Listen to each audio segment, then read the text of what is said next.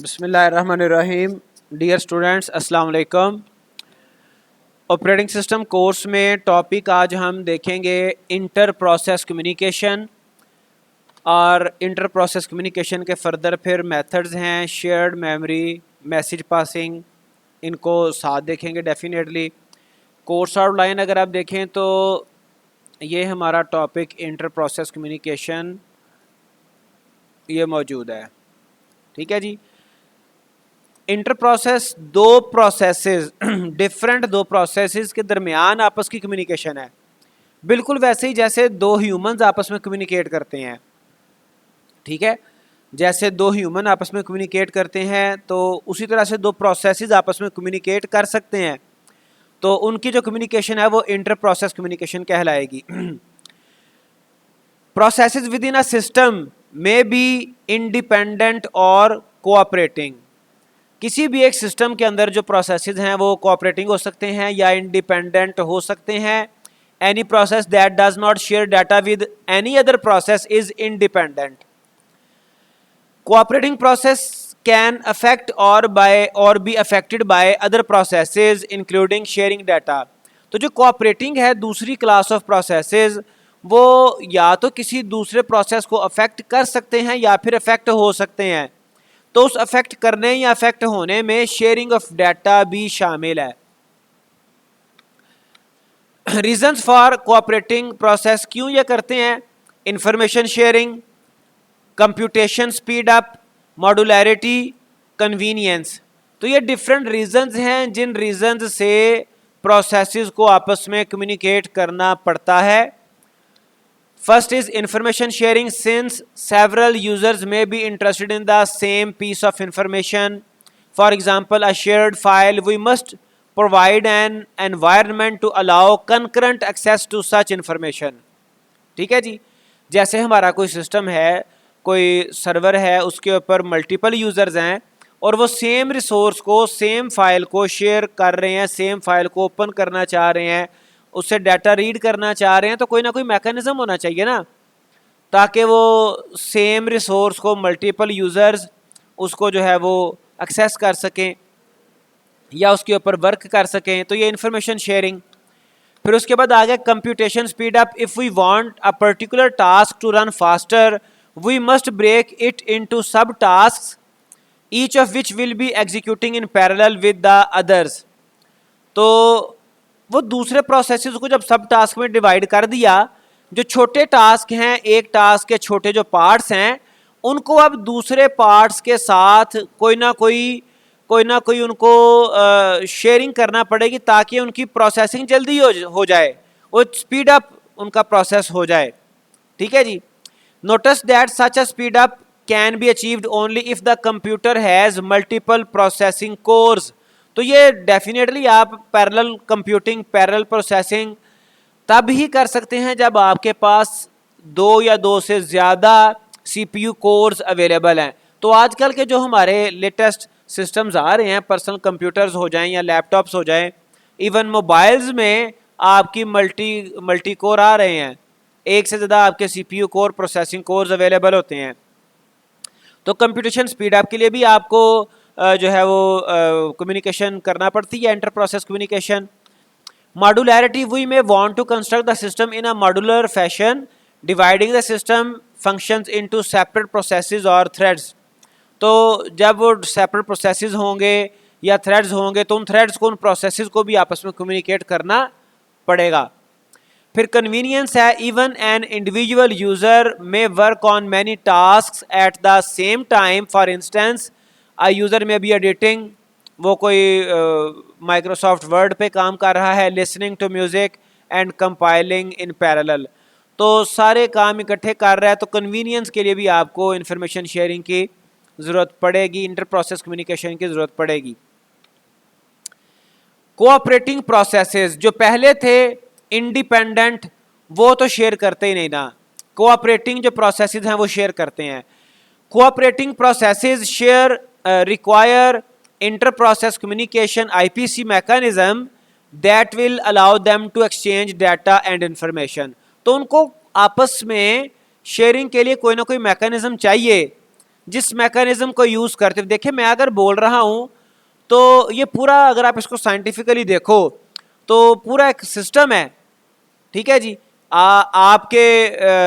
आपके पास जो है वो इंस्ट्रूमेंट्स हैं in the form of ear, कान, कि आप उसको सुन पा रहे हैं। ये एनवायरनमेंट में हवा है जो कि मेरी आवाज़ को कम्युनिकेट करवा रही है, पूरा एक सिस्टम है।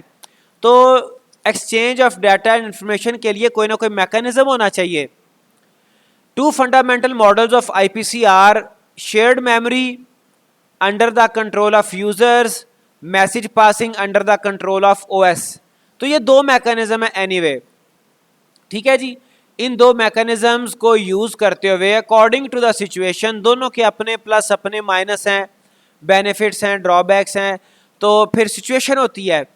तो अकॉर्डिंग टू द सिचुएशन आप इन दोनों में से कोई ना कोई मैकेनिज्म यूज़ करते हैं। डेफिनेटली ये कोई ऐसा मैकेनिज्म नहीं है जो कि एंड यूज़र्स की चॉइस है। ये जब ऑपरेटिंग सिस्टम मैन्युफैक्चर किया जाता है, डेवलप किया जाता है, तो उस वक्त ये चीज़ें डेवलप की जाती हैं, उस वक्त ये चॉइस होती है। आपने कोई किसी एक मैकेनिज्म के साथ जाना है, किसी दूसरे के साथ जाना है, या दोनों को आपने यूज़ करना है और अकॉर्डिंगली आप उनमें से कोई चूज़ करें। तो बहरहाल ये डिपेंड करता है। देखते हैं, message passing is useful for exchanging smaller amount of data because no conflicts need be avoided. तो मैसेज पासिंग में क्या होता है कि जी मैसेज सेंड कर रहा है, पासिंग से मुराद क्या है, एक प्रोसेस मैसेज सेंड कर रहा है, दूसरा प्रोसेस मैसेज रिसीव कर रहा है। तो डेफिनेटली जैसे हम रियल लाइफ में मैसेज सेंड करते हैं तो मैसेज की उसकी एक लिमिट होती है, तो यहाँ पर भी लिमिट होगी। स्मॉलर अमाउंट ऑफ डाटा आप शेयर कर सकते हो, ठीक है जी। कोई कन्फ्लिक्ट ऐसे नहीं है कि मैसेज बिल्कुल एक सेपरेट एंटिटी है जो कि एक प्रोसेस ने सेंड की, दूसरे प्रोसेस ने रिसीव कर ली, कोई कन्फ्लिक्ट तो नहीं है। In the other form of other mechanism of sharing data, जो आपका शेयर्ड मेमोरी है, उसमें कन्फ्लिक्ट आएगा, वो हम देखेंगे later on. Message passing is also easier to implement in a distributed system than shared memory. तो डिस्ट्रीब्यूटेड सिस्टम में मैसेज पासिंग आसान है।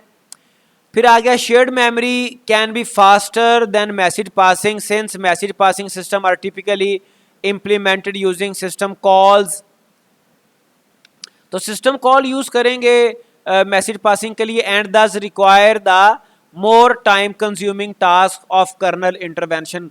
तो प्रीवियस लेक्चर में हम देख चुके हैं कि कर्नल जो है वो सिस्टम कॉल जब होती है तो कर्नल उसमें इंटरफेयर करता है, कर्नल इंटरवीन करता है, तो उससे फिर टाइम कंज्यूम होता है ज़्यादा।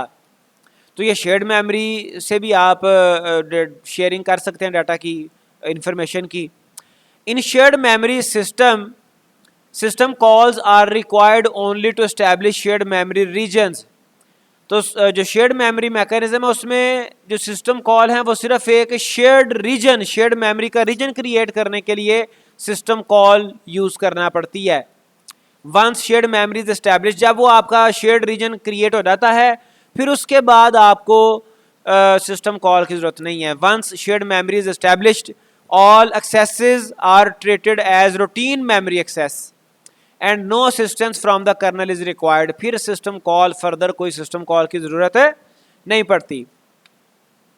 ओके, रिसेंट रिसर्चेज, अब ये एक और मल्टी कोर के साथ एक कॉन्सेप्ट आ गया जहाँ पे मल्टी कोर CPUs अवेलेबल हैं। Recent research on system with several processing cores indicates that message passing provides better performance than shared memory on such system. तो जहाँ पे आपकी प्रोसेसिंग कोर ज़्यादा है वहाँ पे मैसेज पासिंग जो है ना वो बेटर परफॉर्मेंस देता है as compare to shared memory. Shared memory suffers from cache coherence issues. Cache coherence issues से मुराद ये है कि ये आपकी फ़र्ज़ करें कैश, आपको पता ही एक मेमोरी है, फास्ट मेमोरी है, ठीक है जी। CPU के साथ रजिस्टर्स फास्टेस्ट मेमोरी यूनिट्स हैं, फिर उसके बाद कैश की बारी आती है। तो कैश कोहेरेंस इशू से मुराद ये है कि फ़र्ज़ करें ये कोई डाटा है कैश के अंदर स्टोर्ड है, ये एक प्रोसेस इसको यूज़ कर रहा है, ये दूसरा प्रोसेस इसको यूज़ कर रहा है, ठीक है जी। एक प्रोसेस ने इस डाटा को चेंज किया, कोई भी डाटा है, कोई वैल्यू है a = 10 है, ठीक है। दोनों प्रोसेस एक्स और प्रोसेस वाई इस डाटा को यूज कर रहे हैं डाटा ए को, तो एक्स प्रोसेस ने इस ए को चेंज किया, 10 की बजाय कर दिया 12, लेकिन प्रोसेस वाई के पास जो इंफॉर्मेशन है वो पड़ी हुई है 10। प्रोसेस वाई को पता है कि ए में क्या पड़ा हुआ है 10। तो ये जो है ना कैश इनकोहेरेंट कैशेस के साथ ऐसा होता है कि एक प्रोसेस ने कैश का कंटेंट चेंज किया, ठीक है जी, तो उसी कंटेंट को अगर मल्टीपल प्रोसेसेस शेयर कर रहे हैं, चूंकि हम पढ़ रहे हैं data information sharing, shared memory की ये एग्जांपल है, उसका ये इशू है। तो कह रहा है shared memory suffers from cache coherence issues.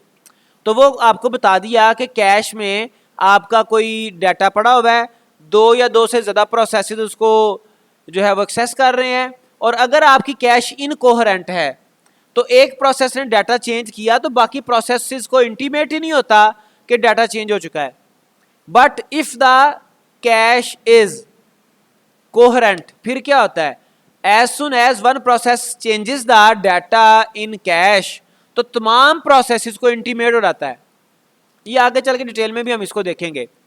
तो ये कैश कोहेरेंस इश्यूज जो हैं विच arise because share data migrate among the several caches, ठीक है जी, तो वो माइग्रेट करना होता है, इस वजह से ये इश्यूज आ जाते हैं, तो वो उसको अपडेट नहीं करता। एनीवे, अब आप ये देखें, ये हमारे पास 2 मॉडल्स हैं, एक है मैसेज पासिंग, इसमें प्रोसेस ए है, प्रोसेस बी है, ये मैसेज क्यू आपको बॉटम पे नज़र आ रही है, ठीक है जी, मैसेज क्यू है, और ये डिफरेंट प्रोसेसेस आपस में मैसेज सेंड कर रहे हैं, रिसीव कर रहे हैं, पूरा मैकेनिज्म चल रहा है, मैसेज पासिंग मॉडल। उसके बाद है शेयर्ड मेमोरी, इसमें आप देखें कि ये प्रोसेस ए है, प्रोसेस बी है, इनके दरमियान एक शेयर्ड मेमोरी है, उस शेयर्ड मेमोरी के ज़रिए से डाटा जो है ये दोनों प्रोसेसेस आपस में शेयर कर पा रहे हैं। तो लिमिटेशन बता दी आपको, जो मैसेज पासिंग है उसमें small amount of data share होता है, जबकि शेयर्ड मेमोरी में ये रिस्ट्रिक्शन नहीं है। बहरहाल दोनों के अपने अपने प्लस माइनस हैं। अब हम डिटेल में देखते हैं शेयर्ड मेमोरी को। First we are going through shared memory. Inter process communication using shared memory requires communicating processes to establish a region of shared memory. तो जो हमारे शेयर्ड मेमोरी जो मैकेनिज्म है मैसेज डाटा शेयरिंग का, information sharing का, उसके लिए हमें एक कॉमन रीजन एस्टैब्लिश करना पड़ता है, ठीक है जी, हमें एक ऐसा मेमोरी का एक रीजन, एक पोर्शन एस्टैब्लिश करना पड़ता है जो कि कॉमन हो। Okay, normally the OS tries to prevent one process from accessing another processes memory. आमतौर पे तो जो ओएस है वो एक प्रोसेस की मेमोरी को प्रिवेंट करता है, सिक्योर करता है कि दूसरे प्रोसेसेस उसमें इंटरफेयर ना कर सकें। आपको याद है हमने प्रीवियस लेक्चर में प्रोसेस की जो डिटेल्स देखी थी, प्रोसेस डिस्कस किया था, प्रोसेस एंड स्केजुलिंग हमने देखा था, तो उसमें आपको याद है हमने प्रोसेस के डिफरेंट इश्यूज देखे थे, प्रोसेस के डिफरेंट उसके पार्ट्स देखे थे। प्रोसेस जो मेमोरी के अंदर, जाहिर बात है प्रोसेस क्या होता है, program while running during execution is called process. तो वो रैम के अंदर होता है, मेमोरी के अंदर होता है, मेमोरी के अंदर उसको एक स्पेस अलॉट होती है, फिर उस प्रोसेस के डिफरेंट पोर्शन होते हैं, ठीक है जी, टेक्स्ट पोर्शन होता है, उसका स्टैक होता है एंड सो ऑन, ठीक है। तो आमतौर पे तो ओएस ये ट्राई करता है कि एक प्रोसेस दूसरे प्रोसेस की मेमोरी को इंटरवीन ना करे, उसको इंटरफेयर ना करे, ठीक है जी, उसको एक्सेस ना करे। लेकिन शेयर्ड मेमोरी में एक रीजन क्रिएट करना पड़ता है, shared region. Shared memory requires that 2 और more processes agree to remove this restriction. Restriction क्या थी कि ओएस ये कोशिश करता है इस चीज़ को इंश्योर करता है कि एक प्रोसेस दूसरे प्रोसेस की मेमोरी को एक्सेस ना करे। लेकिन शेयर्ड मेमोरी में ये वाले जो रिस्ट्रिक्शन है, इसको रिमूव करने के ऊपर एक एग्रीमेंट हो जाता है कि जी जो प्रोसेसेस हैं 2 या 2 से ज़्यादा, वो एक दूसरे की जो रीजन शेयर्ड डिक्लेयर हुआ है उसको एक्सेस कर सकते हैं, ठीक है। बिल्कुल सेम सिनेरियो जैसे हम कोई वैसे तो एक कंट्री दूसरे कंट्री की जो एयर स्पेस है उसको एक्सेस नहीं कर सकता, लेकिन जो हमारे ऐसे जेट्स हैं जो जिन्होंने जिसमें पैसेंजर्स होते हैं, ठीक है जी, वो एक दूसरे की स्पेस को, एक दूसरे कंट्री की स्पेस को वो एक्सेस करते हैं, लेकिन वो पहले से इंटीमेट किया गया होता है, पहले से वो रूल्स एंड रेगुलेशन, पहले से वो एग्रीमेंट्स होते हैं, ठीक है। तो बिल्कुल same scenario. Okay, they can then exchange information by reading and writing data in the shared areas. वो जो एक शेयर्ड रीजन डिसाइड हो जाता है, फिर वहाँ से डाटा रीड और राइट कर लेते हैं प्रोसेसेस, 2 हों या 3 हों या ज़्यादा हों। The processes are also responsible for ensuring that they are not writing to the same location simultaneously। ये फिर शेयर्ड मेमोरी का एक इशू है कि वो सेम एरिया में 2 या 2 से ज़्यादा process simultaneously eight the same time वो राइट नहीं कर सकते, ठीक है जी। अदरवाइज प्रॉब्लम्स आएंगे, देखेंगे हम फ्यूचर में जाके वो क्या प्रॉब्लम होते हैं। उन प्रॉब्लम्स को बहरहाल जो है वो प्रिवेंशन के लिए कई किस्म के locking system and so on, वो लेटर ऑन आगे एडवांस में फ्यूचर में देखेंगे हम इंशाल्लाह। To illustrate the concept of cooperating processes, let's consider the producer-consumer problem, which is a common paradigm for cooperating processes. Producer-consumer है क्या? इसके नाम से जाहिर है, एक प्रोसेस डाटा प्रोड्यूस कर रहा है, दूसरा प्रोसेस डाटा कंज्यूम कर रहा है, और ऐसी सिचुएशन अक्सर औकात जब हमने मॉड्यूलर अप्रोच से कोई सिस्टम डेवलप किया हो, या फिर हम जैसे उसने बताया कि पैरेलल प्रोसेसिंग पे जा रहे हो, बड़ा एक टास्क है उसको सब टास्क में डिवाइड किया, तो सम टाइम एक सब टास्क कोई डाटा प्रोड्यूस करता है, दूसरे सब टास्क को वो कंज्यूम करना पड़ता है, तो इस तरह के इश्यूज बन जाते हैं।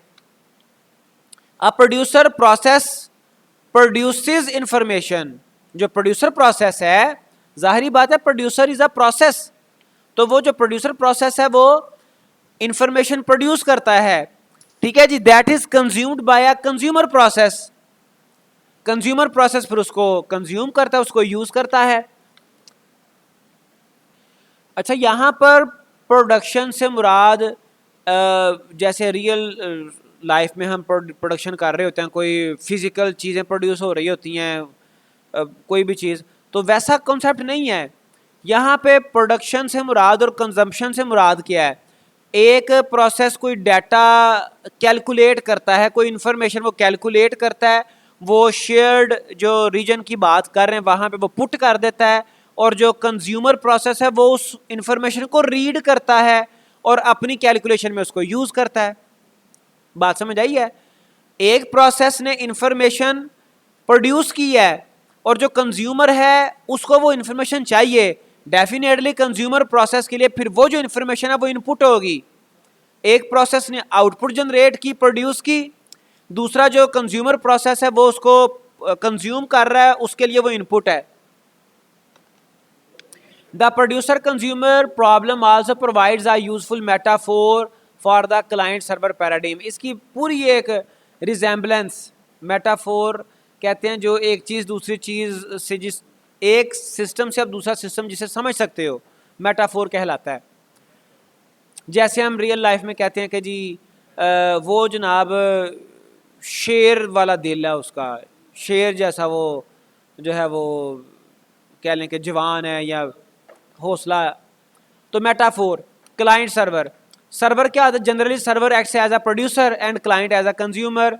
सर्वर जो है वो कंटेंट प्रोड्यूस कर रहा होता है, HTML files, images which are consumed by the client, ठीक है जी।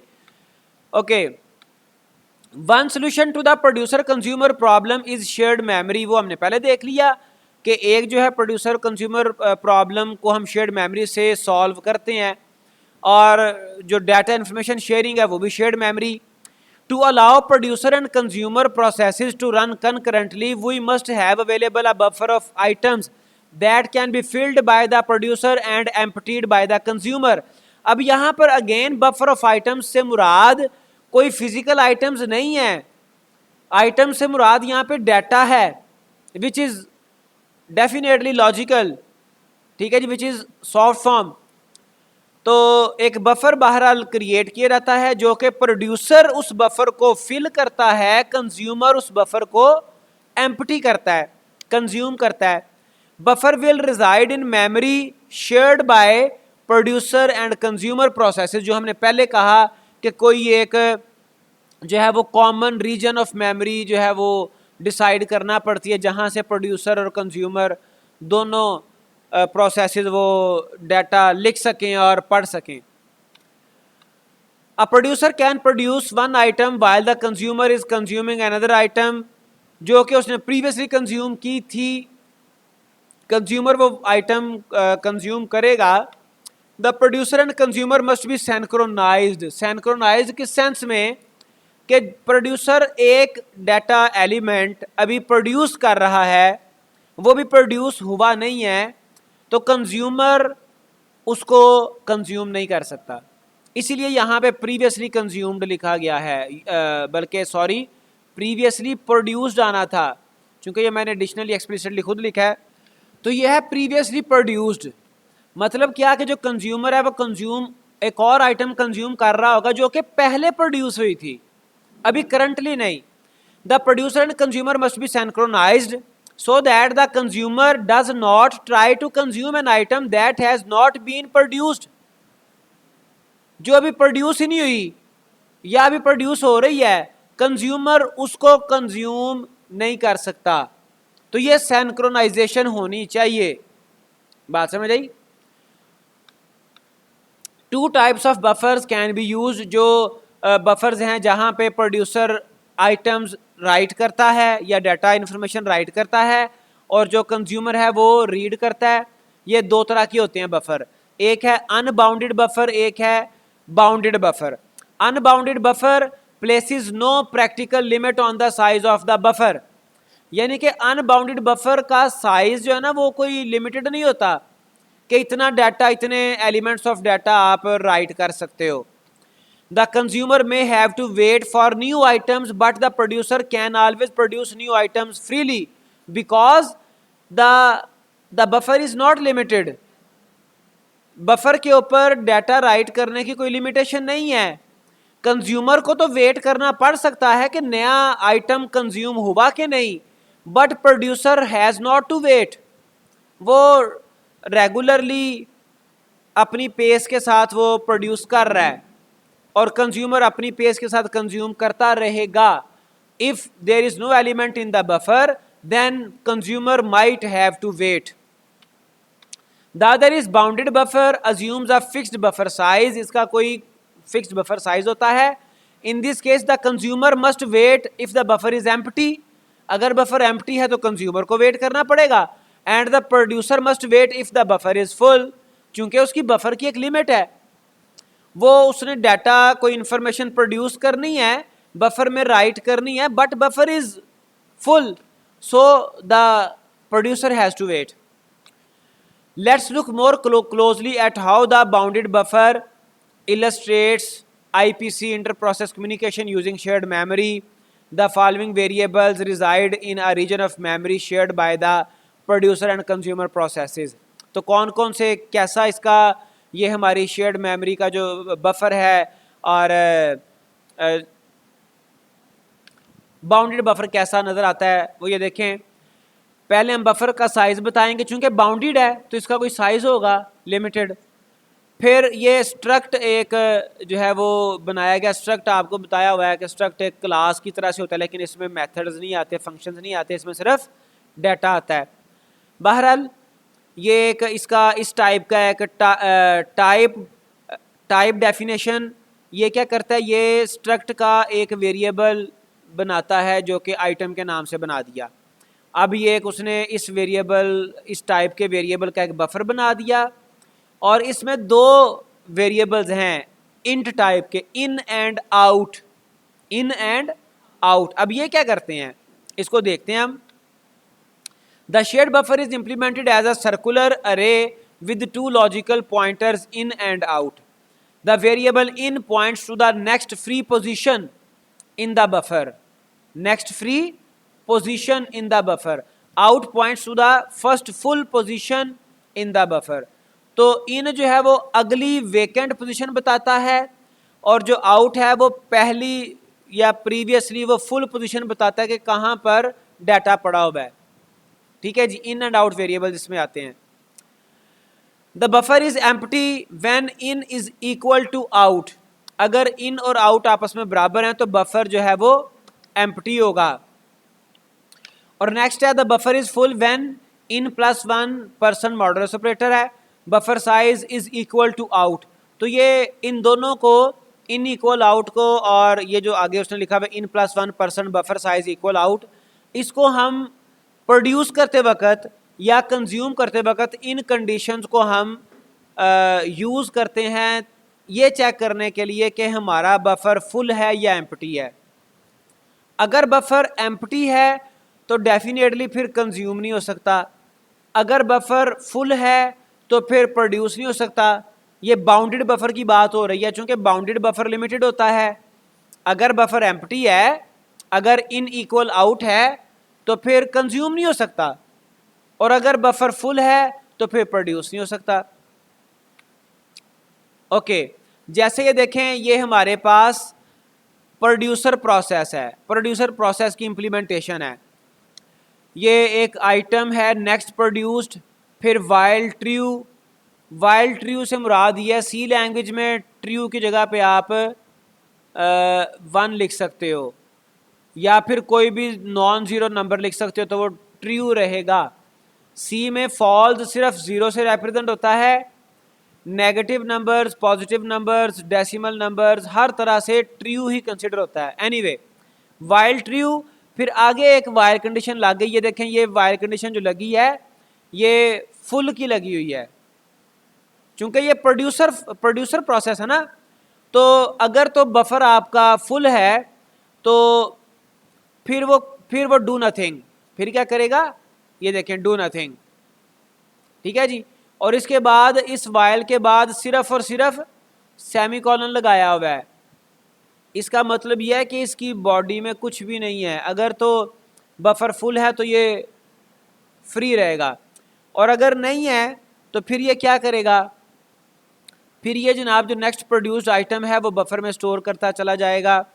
और जो नेक्स्ट प्रोड्यूस्ड है ये वेरिएबल क्या करता है जी, in which new item to be produced is stored, जो नई आइटम प्रोड्यूस होती हैं वो यहाँ पे स्टोर होती हैं। और ये जो सारा वाइल के अंदर लिखा हुआ है in plus one percent modulus operator है, buffer size is equal to out, buffer is full when this condition will happen. तो हमने सिर्फ ये चेक किया हुआ कि बफर फुल है कि नहीं। उसके बाद आ गया कंज्यूमर प्रोसेस। कंज्यूमर में जो आइटम नेक्स्ट कंज्यूम्ड है ये बताती है कि जो अगली आइटम कंज्यूम की जानी है उसका बताती है, और इन इक्वल आउट वाइल के अंदर लगा हुआ है ये बता रहा है कि हमारा जो बफर है ये एम्प्टी है। और चूंकि ये कंज्यूमर प्रोसेस है, इफ़ बफर इज एम्प्टी तो इसने रीडिंग नहीं करनी, सिंपल सी बात। तो next consumed in which the item to be consumed is stored, next consumed में जो आइटम हमने कंज्यूम करनी, जो डाटा हमने पढ़ना है वो यहाँ पे स्टोर होता है, और ये बफर एम्प्टी का जो है वो कंडीशन। ठीक है जी।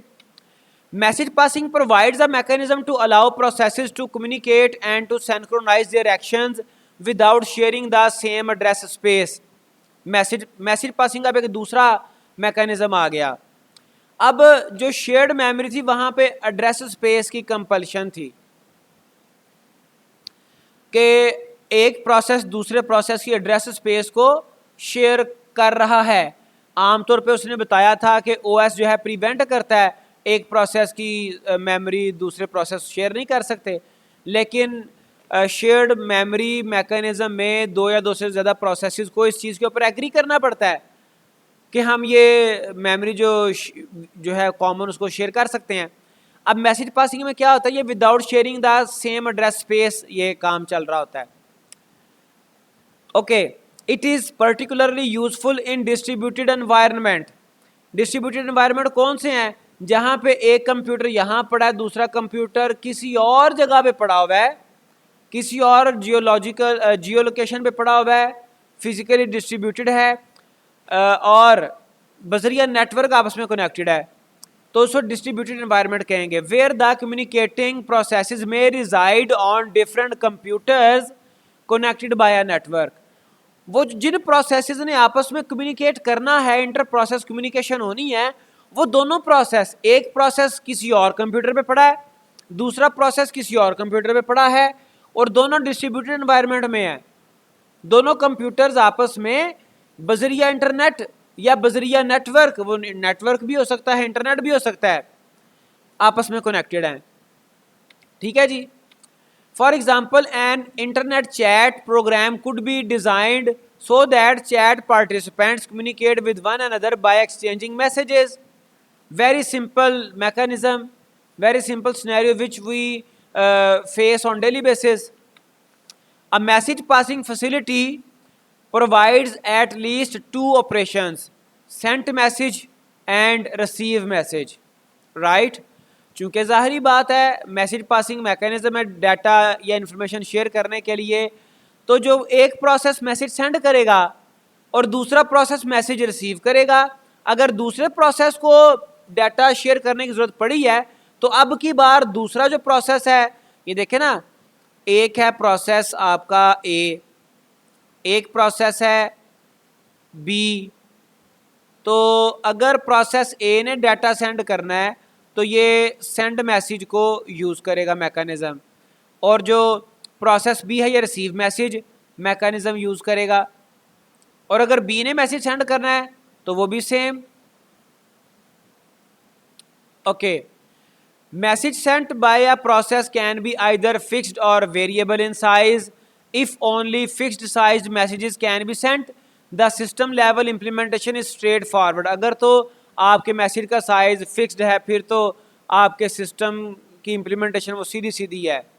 सिस्टम इम्प्लीमेंटेशन सीधी है लेकिन प्रोग्रामिंग एफर्ट आपकी जो है ना वो ज़्यादा है। This restriction how ever makes the task of programming more difficult.